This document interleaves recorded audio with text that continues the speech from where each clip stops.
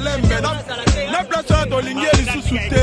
Équipe raté Wibi bandibo bazokoka kobeta premier mi-temps te. Komite bazoyoka na te biso tofandi kuna ana nsima bango bitumba. Obe mino kata na mbongo.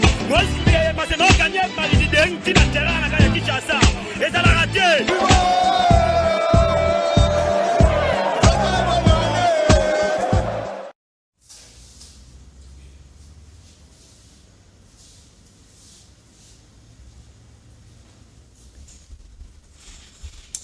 Voilà, bonjour, Nabino Nyosoboza branché, na Kanakin Télévision pour la colonne d'émission sportive, tout le Belamassano, tout le Belamassano, le mardi 28 décembre 2021, dans un Sengo, il y a présenté Bino deuxième numéro, il y a eu un rendez-vous sportif de Pesana, Bissona Bino, merveille, bonne année 2022, Nabino Nyoso, vraiment, Tobandaki Nabino, janvier. Kino le Lotoza le 28 février, Mboula, Moi, mais tout ça toujours ensemble. Bino Pegosa, Kotika, Bissote, vous a toujours branché.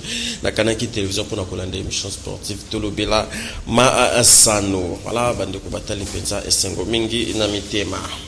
Yakou, Yébake, Bosa, vraiment à brancher. Actualité sportive, les abongos dominés, na football, na Ozali Bongo Ligue nationale de football, forfait.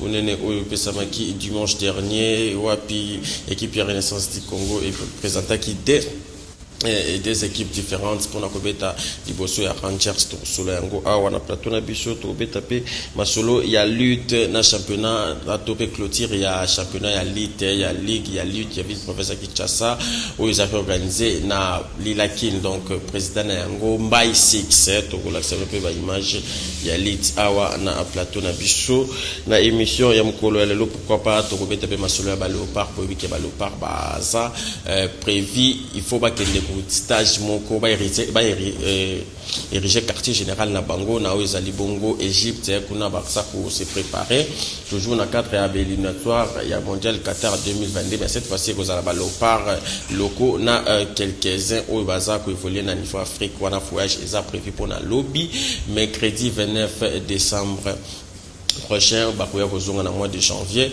pour baya ko continuer ba championnat na bango voilà ba numéro na biso yango na mibale eza wana affiché na se ba etandoike na abino des moments là très to fongola ba téléphone pour na kokota bino en attendant pe invité na biso o to zali cause là akoma na plateau na biso zali bongo Guillaume Ilunga oyo asa coach wana donc katika Congo actuellement za beaucoup na commune ya Barumbuka ça instructeur na niveau ya fédération congolaise de football tout ça na penza pe ozali bongo bilan ya football awa na RDC comme na janvier kino décembre awa ya instructeur ba mise combien d'entraîneurs football d'Amérique ndengani ni to solana yango nyoso na plateau na biso ya atolo bela masano soki toza koloba munoko moko na réalisation j'espère que to ke na ba image pour tout la non lit mais avant tout la lit tika to beta nanu masolo ya box na box singeli boye bake ba membre ya ligue na box ou ba sala ki point de presse munene hier lundi on a vu province à Kinshasa qu'on a pris de presse bango bazali côté les mela o ezali bongo candidature ya monsieur Ilunga Liyo oaza actuel président ya fédération congolaise ya boxe bango baza côté les mela candidature parce que normalement ba élection assemblée générale élective extraordinaire élective il faut ça la mana mois de janvier prochain yango bandeko ya Lina boxe ba to benga ba décider bango ba télé une penza o ezali bongo candidature ya ndeko président ya fédération wana o benga ngo na kombo ya général Ilunga Liyoyo voilà totiki box na lit ndenge na lobaki awake championnat ya ligue ya lutte ya ville province ya Kinshasa Lilakin en cycle Salama qui dit au 12 décembre dernier na stade Tata Raphaël mingi penza na ezali bongo stade oyo handball et betamaka bande ko ya lutte bachaki tatamina bangwana ba pratika ki komba na bango ya lutte oyo ezaki en individuel au total ezaki na ba athlètes et belé na au finish 88 médailles d'or et puis Samaki et puis 65 médailles d'argent ligue Lilakin na ligue ya lutte associé il y avait province ya Kinshasa ça dirigé na maître Mbai 6 on a ba émission prochaine tozane en plateau pour tout solane tout ça n'est pas résumé il y a championnat on est à ligue il y a lit, il y a ville province ya Kinshasa. Après organiser ba championnat ba 30 il y a lit, pour bien dans lit, année oyo bazaki vraiment na sangwama. Après que ça la belle élection, quelques mois après présidente de la Fédération congolaise de la lutte associée Madame Fatouma et Aikotika Abisso, Aikotika Mokili, Akufaki, alors bande de coalition bazaki frappé na décennie mais balenga quitté va continuer qui toujours na Ozali Bongo premier vice-président Ezaki Eric Nzambi bomonaki na mission peut les cas qui ndeni di ba conflit zaki na kati ya fédération na tango ba athlète ba kenda qui participer na tournoi spécialité na bango na Russie ba athlète msusu ba salaki ba vidéo pour na ko talisa ke ndeko Eric Nzambi penza a traumatisé qui bon pe bo kaka na émission bon mona ki deten basa pia leka ki apona ko démentir ngo wana nyonso za ka ba réalité o le kanaki ane ona o ezali bongo lit sur cette autre qui na ba image totale ba combat ya totale juste ba combat o ya lit salama qui dit 10 au 12 décembre dernier na stade Tata Raphaël organisé par maître président Mbaye o azali bon président ya ligue ya lit ya ville province à Kinshasa.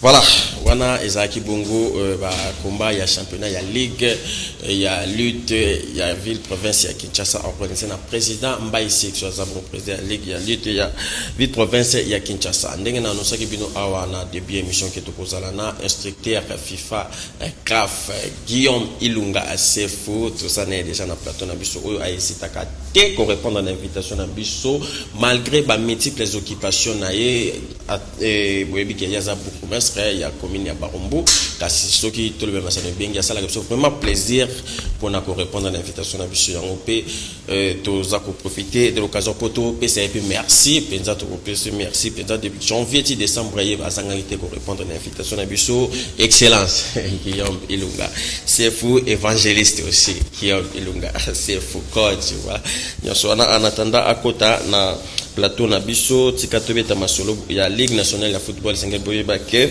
3 matchs à prévu na cadre ya poursuite ya Ligue nationale de football ko lo babongo JS Kazakobeta lelo na US Panda na 13h juste à on stade 2 et martyr de la Patte-Côte Sangaba Lende Azakobeta na AS Simba na stade toujours de martyr exact la deuxième explication et Maniema Union voilà donc fait noir obeta na Bazano stade Unité ya à Goma waneza bongo ba affiche ya Ligue nationale ya football ya Kinshasa ya 27e édition sanga balenda zobeta parce que azaki bongo suspendu azana na coup ya suspension au commission de gestion et infligé parce que ba match belé avait ba match précédent ba supporter ne bazaki obimisa toujours ba désordre derrière aza sommet ya kofuta amende ya $10,000 tu éviter déjà ce qui a foutu amende wana sur cette ozobenga excellence coach Guillaume Ilunga c'est fou à côté de la plateau na biso to betane penza ozali bongo to ça n'est résumé ya ozali bongo football l'année au 2020 to bandaki yango na champion kino lelo toza na niveau il y a 2 décembre coach meilleure bonne année excellence meilleur vœu na téléspectateurs meilleur vœu na canal Kimouima meilleur vœu particulièrement dans monsieur Jojo. Merci pareillement. Alors coach Guillaume Ilunga to bandaki anu ndenge na yebisaki autant tout so la kina yo autant na cette invitation ba oyo basala biso lokumu ba pesa biso plaisir kotanga Tumba Pius kotanga Viking Congolo Tubilandu batika kibiso na année au 2021 yo en tant que sportif en tant que coach en tant qu'ancien joueur et là on est vraiment ya makaso retena kina bango et ça toi na notre polo bon Tumba Pius za moko ya ba oyo na landaki na zaki mwana moke kotala na libanda mais kondo Tubilandu na Congolo na zwaki ngolo ya kobeta na bango parce que na amical sportif Dragon tokoti ba Congolo ba Diru ba Chibambe ba oni mutu bayambaki biso ti batikeli biso pe Dragon toko Congolo zali moko ya mikolo oyo bayambaki ngai pe totikala pe kozala ba camarade ti na ndenge mokolo ya liwa na ye donc Tubilandu wana biso tobenga kai kulutu ba mikolo bayamba biso na équipe nationale A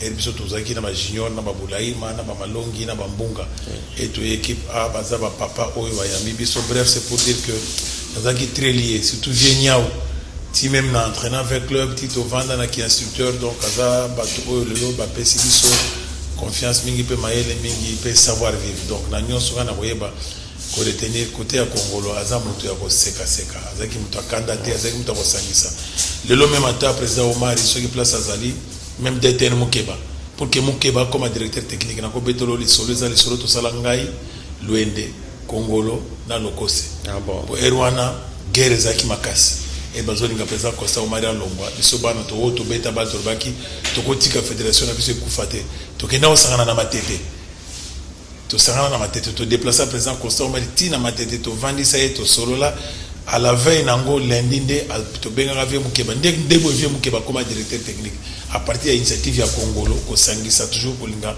batwaza la radio na bomoko ba vie Tubilandu za ba vie oyo bazaki ko pesa biso ma secret ya football ko beta balle c'est bien ko yeba na ko umela ko sala pe succès ko yeba na ko zala na moi performance donc eza na la durée to yiba gango mingi pa vie nyao donc azaki na humilité mais azaki na secret donc c'était un baoba le lobo c'est na le Kong mais le Kong poza le Kong le loza la bongaman et avie tobi donc le lo perte ya monene parce qu'azali icône moka beta football tina niveau mondial je crois que c'est une grande perte peu à leur âme voilà mais on peut na kimia to mona ki derrière na ba obsèque qui a fait Viking Congolo ba pour présenter excellence au boy qui excellence na yo bitenaza awa en tant qu'ancien joueur parce que Valère ya oyo kofiwana azaki nene mingi pona yo et c'est normal parce qu'on a bazaba mikolo moni Jojo lelo mboka na biso soki tozo kende neti mwa tengu po toze ba Valère ba mikolo te kozela ka te mutu po akufa po e baro o ko reconnaître valeur na ye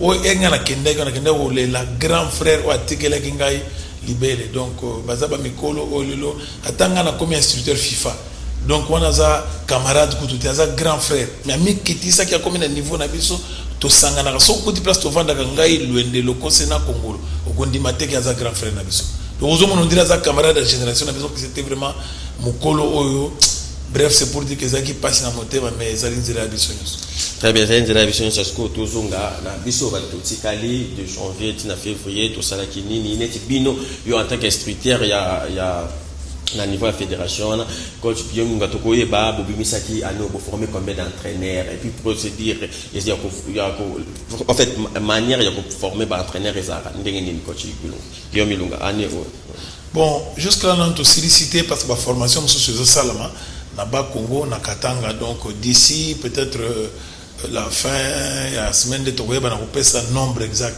mais au moins objectif ya FIFA ezalaki nini el biso tozokende kotanga na libanda ezaki pour que parce que kotanga na libanda jojo ezaki pasi il faut za na mbongo ebele biso tozwaki ngolo ya kokende kotanga pour période wana pe moi makoki ezalaki na mboka peuple place tozali kosala tozaki na bafacilité nga na profitaki mingi ere nazosala na équipe lokola Silu Lupopo ozosala na avec club ozosala na DCMP donc ozaki na mwa makoki oyo bazofuta yo ko permettre ofuta okende kotanga mais baninga nyonso surtout lelo na ba division inférieure bana makoki wana te donc ndeti na FIFA a formaki biso tokomi ba responsable ya formation na kati ya ba zone ça veut dire neti zone Afrique centrale il faut te former localement na ba même formation au lelo batoki na ozali pour ba diplôme na poto pour preuve moni les 3 quarts baninga nyonso bazo uta poto bazo ko sa ba formation bazo ba papier parce que comme équivalent eza ba même matière mais ba condition de eza différentes c'est pour dire que toza na souci wana même ba anciens joueurs bazo zo ba diplôme o eza même requis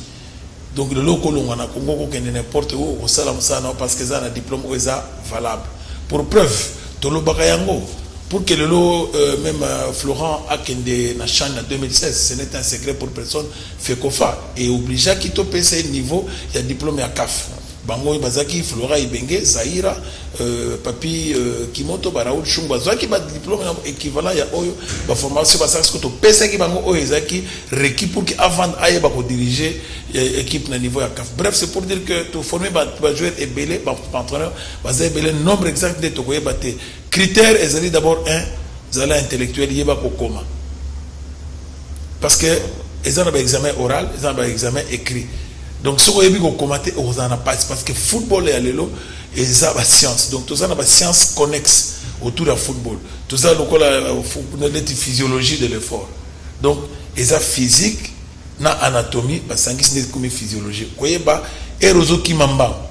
Ozo solliciter ba muscle nini na niveau ya motema na niveau ya makolo na niveau ya nzoto importance ya mbangu wana eza ya nini okokima ndenge nini pendant omie donc nyoso to na eza ba cours mobimba lelo ba sepelaka ndenge coach ki masala ka ba analyse eza hasard na tangela yango nazali spécial ba recherche na sala ba recherche na sala ba formation de konanga na kenda kotanga ba France ba Allemagne na kenda kotanga tiba Espagne na kenda tiba Angleterre eza ba cours mobimba na pesaka observation et analyse du match eza cours mobimba eza lokola thèse ko sala ngo en 3 ans donc on a 3 modules il y a 8 mois donc ça fait 24 mois oyo ko sala donc ça veut dire ko tanga 2 ans mobimba po yeba ko sala analyse na observation ama donc eza la kaba biloko to yekola eza lokola hasard ngai na patu ba ko kaza peut-être ba diplôme na zula ngana libanda te jojo ngana banda formation ngana Congo banane ba former rapidement pour toi ngai batu ba former ngai za secrétaire vie d'Abou Sunzale place azali VW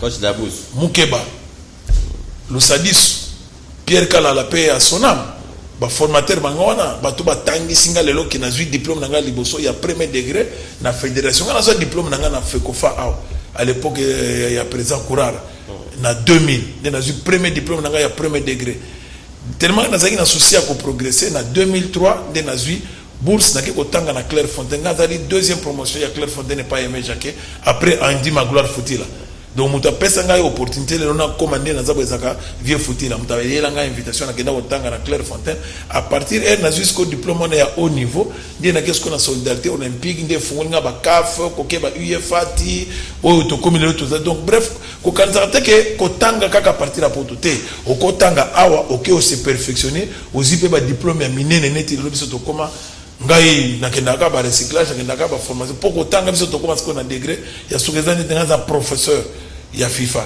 donc nakendaka omoni to coupe du monde obeta na Qatar ngai Guillaume nakokende Qatar pona nini naza parmi quota ya FIFA oyo de droit il faut naza na coupe du monde pour ir ba coupe du monde beta makabiso batinda kabiso na ba site ozo sala ba observation ya ba match ba recherche ba innovation avec ba biloko ya sika ko tina bale na 2014 après coupe du monde biso to okende na Zurich na siège ya FIFA to vandi sika moko ezalaka souvent 14 à 21 jours bo sali ba examen nde to bandi ko tinda sko ba cours dans chaque continent au moins ba cours epese ba FIFA donc to zaka na musala makasi ezalaka eloko ya hasard te ke olamuki ka tongo bandi ko kende na TV te ezalaka facile. Merci beaucoup coach Guillaume Ilunga. Alors aux ambos remettre ya Barumbu na commune ba jeune footballeur basa mais tout ça dans l'ensemble les lots na niveau ya l'INAV l'INAV, pardon, voilà, l'INAV, où ils ont dirigé na confrère na biso pe Zéphirin Kaninda, ndengeni au moni makambo le kanikuna ndengeni au moni ba jeune oyo ba beti ba tournoi certainement na communauté ba tournoi ba jeune salama qui entre tournoi interscolaire ko na ngopesa maki kuna est-ce que toko ko za un espoir que ba jeune oyo ba beti ba tournoi le lobby année prochaine to dans 2-3 ans ba ko za ba relève peut-être à lobby. Oui, bon biso nyonso to na ba interscolaire. Biso bazo biso na ba interscolaire ba Santos Mutubile baza ba vivre beta na Christ Roi à partir de l'école. Je crois que les politique ya malamu oyo mokonzi mboka a signé contrat na FIFA parce que les politique ya FIFA tongi to sala développement de football à partir à base. Donc FIFA a signé contrat na RDC pour que tout développer football à partir à base, il faut que ba infrastructure pe là na do ba terrain et landa. Neti lelo boye toujours ba football de jeunes mais ba terrain zaté. C'est ça aussi le problème. D'ailleurs, même si on a une commune, pour les jeunes exploitants, ils n'ont pas si vraiment. Dès le terrain, ils allaient et loko moko, ils allaient au bout. Mais heureusement, tous les ministres moko, Serge Condé, ils courageux, ils peut déterminer. Il y a pour côté dans le secteur en se développer. Je crois que oh, ils allaient mbele asuka oh, il faut tout lancer ou pas à mon konzi mboka. Ngana sali mingi na Brazzaville. Lelo Brazzaville, so bolibiki ba organiser même Coupe du Monde. Ba ko sala. Au Brazzaville, pas seulement Kintele, Tambola dans presque tous les arrondissements. Au coup de Brazzaville, les lots sont un minimum, il y a terrain, c'est au moins 15 terrains. Il y a dimension olympique. 15 Brazzaville. Ba Weso et Tongama, ba Sibiti et Tongama, ba Dolezi et Tongama, ba Pointe-Noire et Tongama, ba Madingo et Tongama, ba Kinkala et Tongama, ba Brazzaville. Donc bref, les lots présence à soi là-bas qui municipalité accélérée. Donc chaque année, ils ont fêté l'indépendance, ils ont un stade de Asika. Brazzaville, ils ont un bon boni golega biso. Il y a juste question de volonté, puis politique. Il faut pas la fédération, ils ont une politique qui est orientée vers le développement kotonga. Parce que nous avons biso tozape na politique, nous avons besoin que oyo pe basala pe mingi na bale, bazonga na bale nenge na Cameroun essaye de l'eau saber le taux. Pourquoi pas na Congo, pourquoi pas Chabani Nonda, pourquoi pas Kibonge, pourquoi pas Sayo Mokili, pourquoi pas Bautis Ngoma, Mutubile Santos, pourquoi pas Natanga Kombo Tanga, pourquoi pas Yopé Moutazan Simanabisu, Boutamane toi. Jacques Lobela. Est-ce que ce sont des icônes Léon Namile Anene Ayaba Biso Tobanda Canal Kine Oyo. Et Canal Kine Zana Boulevard. Toujours Vana Tiba Iner, 2h du matin, Batonga, c'est un Canal Kine na era Jojo. So Banda Canal Kine na Tongo. Na air toujours ça la Tiba Iner du matin, Coupe du Monde des États-Unis. Donc bref, c'est pour dire que Zana Bato, Baïbi Makamba Bale. Batikato développer football. Football les a ghettoté, football les a association à Bamastaté. Mais il est presque comme une photo cette révolution. Avant qu'il y ait une image tout sur la paix où ils ont bon football dame. Saison où tout le monde année où coupe du Congo dame betamaki na suka amani ndia bimaki équipe championne ya coupe du Congo dame wana devant Bikira et amani kenda ki coupe d'Afrique pour la première fois participer à Longwa na étape ya il y a une phase préliminaire et puis il y a eu contre une équipe guinéenne. Dans tout ça, est-ce que ça promet quand même que le football d'Ampé et ça qu'on a ascension dans les jours à venir? Football d'Ampé, il faut que ça organisation Makasi, et les sponsors, les mécènes, les qui fait Bob Mundabi, Tango Ford avec la force terrestre. Donc je crois qu'il faut que la politique, on a une école, on a une entreprise. Pour que tout pèse en valeur. Au moins, le football d'âme est en valeur que le football avec mes bases. On a démontré au noir sur blanc. Football féminin, il y a 2 Coupes du Monde. Mibal, tu as une Coupe du Monde combien? Moko. Oui, toi, tu as réussi en 2006, en Chili en 2008. Pour une négligeable. Parce que biso moko il y a bien importance dans côté. Or que les lots que même na FIFA, que singa subvention, il y a pas subventionné RDC pour développer le football féminin. Tous un argument il y a que parce que tu si tu bêta 2 coupes du monde. Est-ce que tu capital zagango? Bana ou ba bêta coupe du monde. Le soto biso de tous ba pignon il y a que qualifier avec équipe wana. Na ba fait bon gagne. Na ba vieux aussi. Les lots ba fait mira ba kenda. Est-ce que les lots sont comme ni même ata malembo Yvonne Nanzela? Ba ba yebi. Banzuzi wana. Est-ce que c'est normal? Non, il faut tout ça l'effort, tous remettre les choses en place. Toujours nous devons développer le football féminin. Est-ce que le football féminin, ni parce que ambassadrice. Parce que beaucoup de entreprises de télécommunication, de publicité, beaucoup de entreprises brassicole. Pour encourager, pour un sous métier, pour tomber la bendele. La Coupe du Monde. Pas n'importe quelle Coupe du Monde, football fin 2006. Donc, bref, c'est pour dire que tout mécanisme qu'on résout, tout là, tout paie sa valeur dans Moussala ou Tozali Kosala. Moussala, oh, y a pas les lots. Pour preuve, Ouya comme président de la République, Samuel Eto'o comme président, il y a fédération. Michel Platini a comme président, il y a FIFA. C'est pour vous dire que Kaloucha Boualaza vice-président de la CAF. Et ça, quand on a Congo, c'est comme si sport et ça, il est comme non, tout le monde a moins ordre pour que le sport est là et loko et couper sa valeur parce que le sport est loko et zong saka bomoko et zong saka ngana zona bomona taba guerre à est wana ndeko nanga moi j'ai même ma main à couper le loko d'Ivoire et zonga ina unité et ça Didier Drogba na Zokora Didier Drogba na Zokora basaki batu à nord na sud mutazaki véritable capitaine zaki Didier Zokora le maestro mais pour la unité bake ko beta na zone ezaki ya guerre côté ya Didier Zokora ba pesi Didier Drogba capitaine parce que le kola mine na erwana Drogba ne mutazaraki leader azaki mutazaki ko incarner football à Côte d'Ivoire bazongi saki kinya bénéfique même biso lelo na est mutuloko la Chabani non na bimila wa bato ebite abimila boka bref tout que ça ba kano o lelo to ko utiliser même politiquement pour na kozongi sakima biso pe sportif tout ça na part yebisanga ko ko beta match na beni pour tout trésor azali Kidia Bazali, Chabani non d'Azali, Trésor Roi Azali, Bakambo Azali, même Mata Moutazana Munduki, Ngana Kenda Robeta na équipe nationale, na Rwanda. Première fois après agression Yabiso ya 98. C'est la première nation to Kenda Robeta na Rwanda na ba Ilunga Herita. Oto gagner Rwanda na Mboka na bango 2-0. Et ça qui na guerre. Mais il faut qu'on mona batunde ba uta goma ba kota Kigali. Bisto pesa esingo ya liboso na bambala moda biscuit na balami. Bref, c'est pour dire que tout négliger secteur nous sauter quand ça te que ça ka na niveau ya parlement, na niveau politique de biso pe sportif tout ça pe na matière to ko aider pour na kozongi ça bon parce que Congo tous les limites. Très bien. Tout le liming, vraiment, c'est très important. Le coach Guillaume Ilunga Asa, Koloba, Topé Mamouké, puisque tu le bit trop, Tobé tapé, Masolo, il y a Coupe Interclub, il y a CAF, Club de Monsieur Babetaki, mais tout qui n'a pas eu tout à Mazembe, à Betena, Mani Magnon et Mbé, Mazembe, on est dans la carte à foot, Kaka, Toyo, sur le coach Guillaume Ilunga, et puis tout sur la paix, le part, tout ça déjà à 190 minutes, il y a qualification pour la Coupe du Monde. Tout à l'heure, image à match à Mazembe, Mani Magnon, score final 0 but partout. Bileko qui joue avec Dossard 15 de TP Mazembe Anglebert. Attention, ça sera un corner. Attention, peut-être le winning goal de TP Mazembe Anglebert. Attention à ces corners joués à détente. Dégagé par l'équipe de l'AS Maniema Union.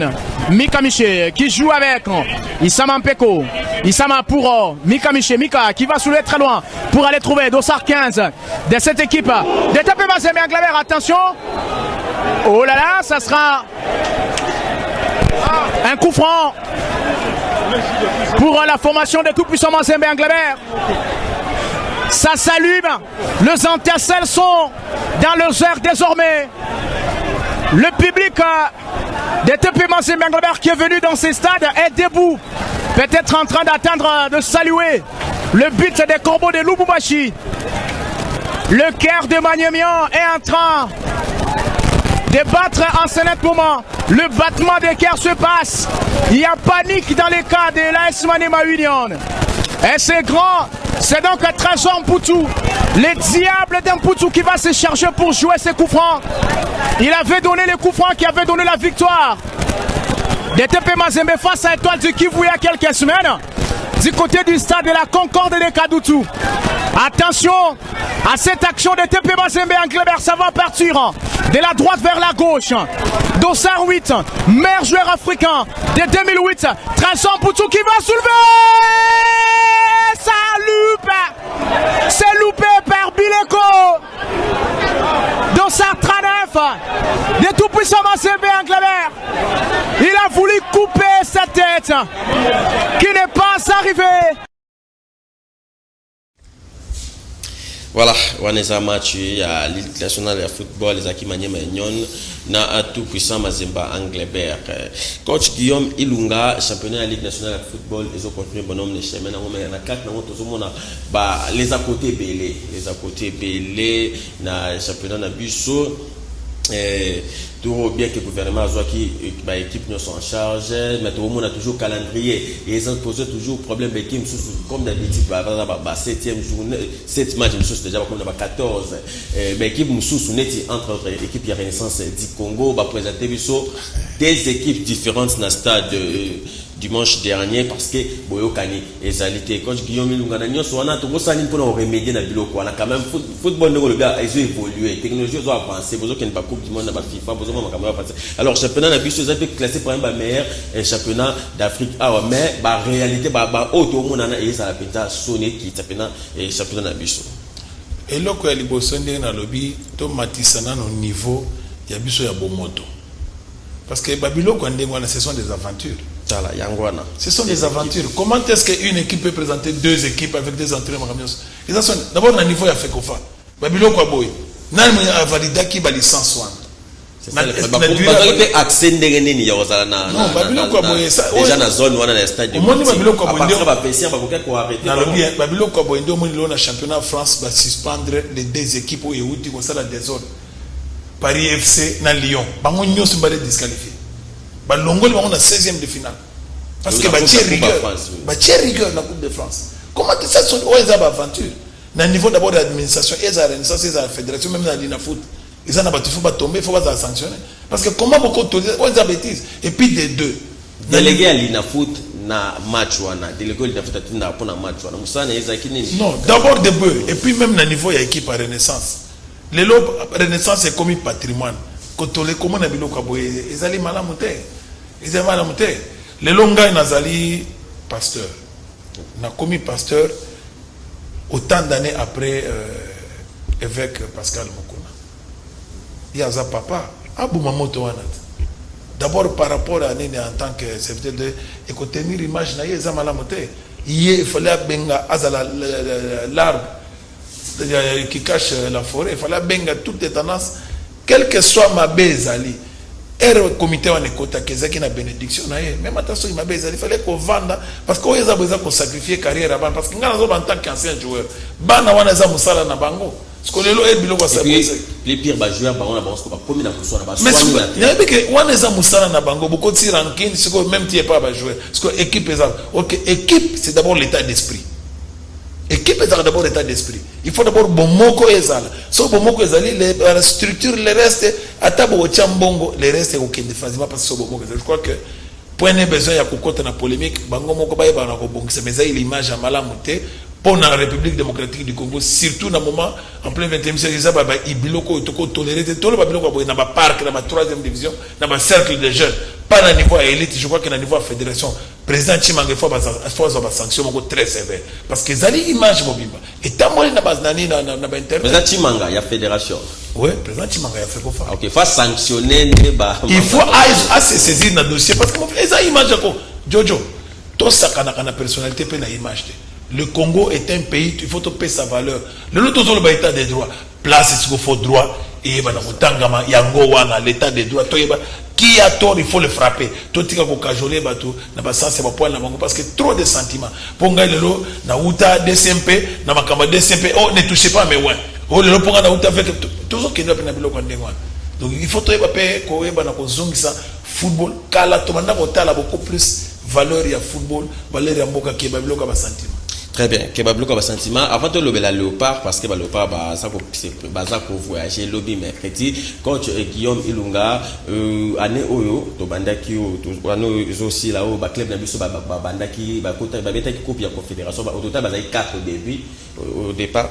Et 3, bon, quand on a eu Tikala, tout puissamment, j'avais pas Tikala, la coupe la confédération. Oyo, et à Messana, na Yango Penda, Oyo, à Messana Biso, na Yango, parce qu'il y a beaucoup plus de Ligue des Champions, qu'il y a agenda musika peza avec club DSMP Manya Baza éliminé à la tour préliminaire Oyo avec club après Jean-Florent Ibenge Tokoyi que le baquet est pesé il y a na équipe avec les partenaires à rouler l'équipe d'autant on a fait aux appels de base il des causes élimination il y a avec club bon au moins et là on a kokoloba toute la rigueur na niveau ya ba organisation ba club na biso.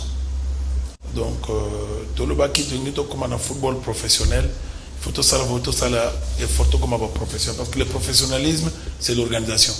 Donc moutako ko les mais sur l'institution est forte. Donc club est résister dans donc mon PPO est au bêta moi mouké na football à Congo est la première organisation. Ils appellent problème, il y a leadership. Il y a faire payer biso. Même à Tamazembe, les lois s'est qualifié. Ils ont beaucoup plus dans le mental, il y a des joueurs. Parce qu'ils ont un club et connaître moi le mouvement. Stabilité, les lois dans le club, ils ont des sociétés. Donc, tu connais moi mon pépé moko. Parce que politique est côté qui n'a pas. Je crois que tout le monde a fait que bomba makamina sima makamini teza politique et côté qui n'a pas. Des hommes qui balle la biso et connaître qui je crois que tout ça les photos se ressaisir. Parce que surtout comme on a mingi politique n'a pas les conséquences yangoana je crois que et le qu'on a pour ça l'analyse derrière. Très bien. Avant de continuer, na coach Guillaume Ilungatika te souhaiter joyeux anniversaire na papa Lucien Banzi. Papa Lucien Banzi aza moko ya ba spectateur to le masano azolanda bisope quelque part na clinique na campus. Papa Lucien Banzi grand frère Azawi Banzi, papa Baloïs, Anaïs na Gislaine Banzi. Voilà, après émission auto ça là. Kuna puis joyeux anniversaire encore na madame Fifi Madiata depuis Paris. Fifi Madiata au Pembula moko baksami susu na oyo azanango Fifi Madiata. Coach Guillaume Ilunga sélectionneur de l'équipe nationale Hector Kipper na fédération congolaise de football ba bimisa ki liste moko ya ba joueur oyo ba retenir pour na kokende stage moko na niveau ya Egypte kuna nde baza ko ériger quartier général na bango na kati liste na to moni Trésor Mputu Mabi to moni pe ba joueur rebelle ba kotanga yango wa malembe mais ba opinion sportive les commis tout na question c'est comme si RDC ça vous préparer des échecs na Itali Bongo éliminatoire parce que toza tout ce qu'il na eftoze la deux adversaire pour trouver ta match na biso ya barrage mais ba joueur ba betaki ba joueur ba beti ça la campagne bazate bazu ba loko oyo tango bazaya ko sélection bazaya ko ça sélection pour na pouvoir ko beta na ba Tanzanie, Bénin, locaux, mais au Italie, bon, stage de préparation, bazuba locaux. Et locaux, est-ce que c'est vrai que RDC vous préparez échec dans les Italie, bon, éliminatoire? Chan ne peut pas aller. Chan est à la raté, Chan est à la démo. Vous préparez Chan, joueur wana pe parce que par équipe nationale, vous aurez les joueurs les plus en forme du moment. Toujours pesa pe tana bana na biso pe ba serode ba kola soki to kolisa ki ba matumona zola room ba mbala buta biscuit ba milambo eza ba stage belé to saki na Claude Rwanda ba vie Santos to bimaki mingi libana bana ba komaki donc on a maturité ba komaki décomplexé donc eza même processus oyo monsieur Hector Cooper azui ngana zali moko parmi ba cadre direction technique eza iloko toko ko encourager parce que ba glodi lile pour ba kene pe ba bima ba stage wana ko permettre que pour match à mars on eza kita match à mars eza te to kutalo ngo kombo non nanité match à mars c'est donc mboka nde foi beta bal bas bozo kama ndem pour tout trésor azongi bat bozo ngana mémoire si makona 90 na Italie Cameroun na kena coupe du monde bazongi saki joueur azaki na 44 ans Roger Mila ayaki abeti ko le kuto ba jeune ba 17 ba 19 ans eza expérience tout remada bo enterré était tout remada ayebi mboka ni bien donc nzeta liboka atabo sali ndenge nini na match asuka wana passe ya mwana mbano na diable ataso achete keba yemo ko suka termine na surface babilo muso baninga barataki tout remada ko ratango bref c'est pour dire que tout peut se jouer une chance pour tout trésor batonda on le temps de jeu parce que comme il a temps de jeu pour tout trésor azamu tawiye ko yeko la football à haut niveau par contre ayeko même expérience ayeko même expertise il faut que zalaka na bato aboina kati ya groupe parce que zali leader na vestiaire présence pour tout trésor na banc présence pour tout nani ya bakambo na banc et ça déjà pression l'équipe adverse donc ils ont un plan sur le plan psychologique football ils ont 4 compartiments technique physique tactique non mental sur le plan mental c'est un atout les lots ils ont pression mobimba les lots sont au na Paris soki Mbappé attention kaza na terrain mais soki kaza na banc yo entraîneur zo banga mwana mbalo na so akoti akosala nini akosala ka eloko donc bref c'est pour dire que topé ça temps d'ici mars pour tout trésor akomata biso to anelikia tout pesa baninga chance bazana politique bazo sala to encourager tout ça la kana tout monde ka mais to vous en équation parce que ba binationaux sous bazo ya bango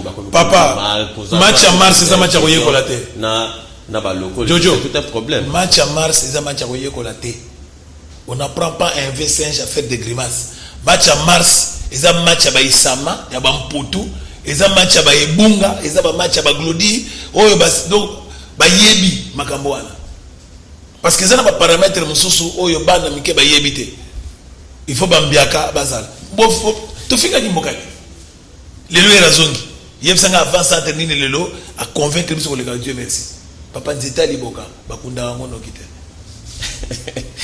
Très bien, coach Guillaume Ilunga. Et là, comme ça, tu as bossé dans match à mars, qui a soumbois à ça 2 jours.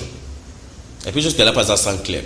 Et là, on peut bosser dans Angola. Or que match en Angola, c'est un gabato à Messana qui ungulu na si. Dans le bien le côté.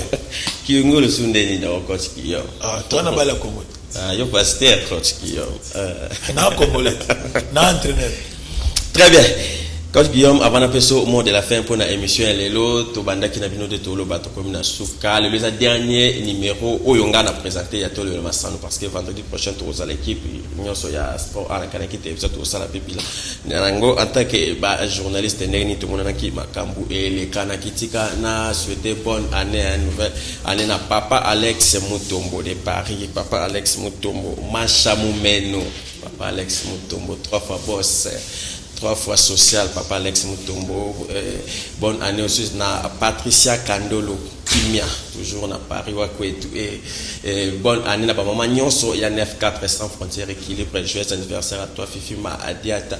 Joyeux anniversaire aussi na papa Lucien Banzi, Azam branché Azolandanga awa na Kinshasa na clinique juste après émission to sala na to aussi le précandenge ezalaka azalaka papa Raf Mpita na boulangerie Mazo na Salongo, maison Pati Bumba fitness toujours na Salongo na Libaya wana. Coach Guillaume Ilunga to chité ba téléspectateurs ba ko retenir nini na passage na yo et puis année oyo penza na oyo talibongo football ba ko retenir nini penza na ba analyse na onyo sosali na ndengo monel football betami équipe nationale lina foot ba football dame na to na football de senior so na coach Guillaume Ilunga eloka mutuya to ko retenir tozongisa bolingo na kati na football tozongisa bomoko Congo to komo kende mabe to sala tout tozongisa bomoko na ebiso jojo biso tozobeta bale na bomwana to côté même na ba équipe ya minene bonga na beta na Dragon na obeta na Dragon be ba master nga bazaki mingi na vert club na Derrick donc on entend on sentir que en dehors du match ba master donc boza pas adversaire tozo ou équipe nationale to ye bis moko ngai asombalanga mbunga tomisi Stani Mabeka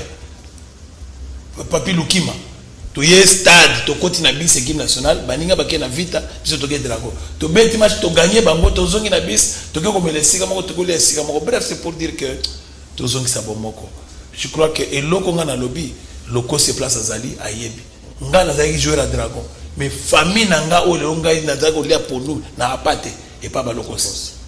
Donc nous sommes parce que vous avez d'abord une masse dans la sélection provinciale, donc comme tu n'as pas équipe nationale et quand tu n'as pas je crois que soit tu comme un niveau na tu n'as pas même tu n'as équipe nationale Jojo na lobby pour comprendre que bala Congo ils abale au Kenya musique on a profité peu couper sa bonne année na moto sopanga mingi Guilhem Babu ah bon ah monseigneur nyoko la biso défenseur ni na nyoko mais pas Guilhem master na ngai na matete Guilhem Babu na master na Kisombe c'est moi na physicien zao wana capitaine na biso capitaine ce qui kabongo bazate na kingambo ye capitaine na on a Kalamo l'équipe nationale OK Enzo même na match d'outre-mer Enzo ye mo ka na beningi Enzo ye mo ka comprendre physicien Nzao na fondation les latérales les plus élégants Mutabo Peto.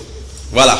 Merci coach Guillaume Ilunga de répondre vraiment à l'invitation. Nanga numéro Suka, dans un plaisir au sang on a eu pour présenter Michel. Vas-y.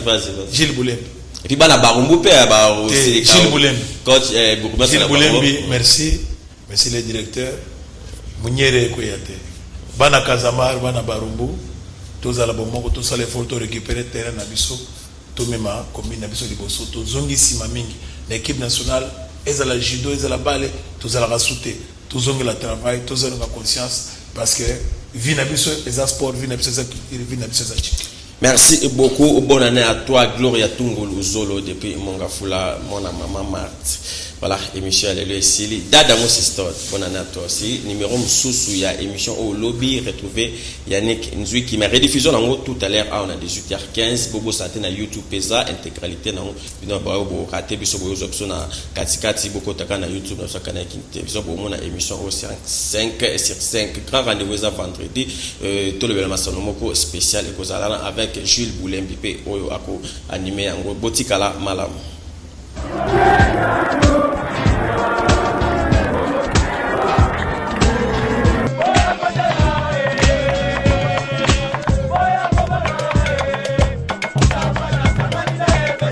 Ngoma alongwa na équipe na biso na malembe na place de lingeli sous-souté équipe raté Wibi bandibo bazoko kobeta premier mi-temps komite bazoyoka na te biso tofandi kuna ana nsima bango bitumba Baba mina kata na mbongo mwasi maseno kanye malidi dengi na terana kaya Kinshasa ezala raté